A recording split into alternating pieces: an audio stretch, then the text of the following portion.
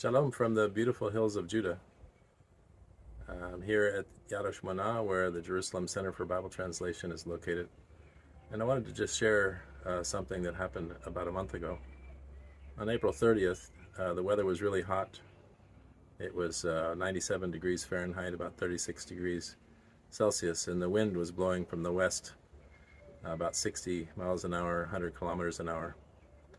And someone down in that area set some fires, a number of fires, and there's a lot of trees and brush down in that area, and it because of the hot wind started a really terrible wildfire fire, and we're grateful that the brave people of the fire service and others were able to stop it in time. It ended up stopping only about 6 miles away from us, and we actually had to evacuate. The interesting thing about that was that it was April 30th, which is the beginning of Israel Independence Day. A lot of celebrations were canceled because of the evacuation. We spent the night at our other facility at another village a few miles to the east of us. We were safe, there was no problem, and the next day we heard that we could come back.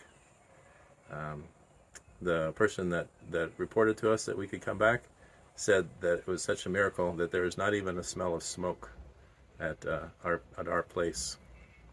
We're so grateful for that. But that reminded me of something that happened in the Bible. In Daniel chapter 3, we remember that Daniel's friends, Shadrach, Meshach, and Abednego, were thrown into a fiery furnace because they refused to worship the idol that Nebuchadnezzar had set up. Once they got thrown into this very, very hot fiery furnace, Nebuchadnezzar saw them walking around in there, not killed, safe. And it goes like this.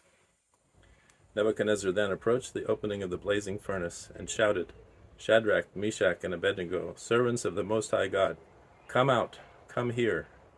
So Shadrach, Meshach, and Abednego came out of the fire, and the satraps, prefects, governors, and royal advisors crowded around them.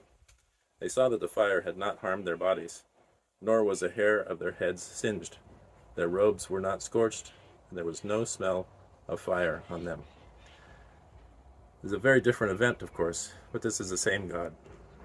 So there was no smell of fire on these three men when they obeyed God. There was no smell of fire here at Yad HaShmona because God was gracious to preserve our place and our school. We're very grateful to God for that.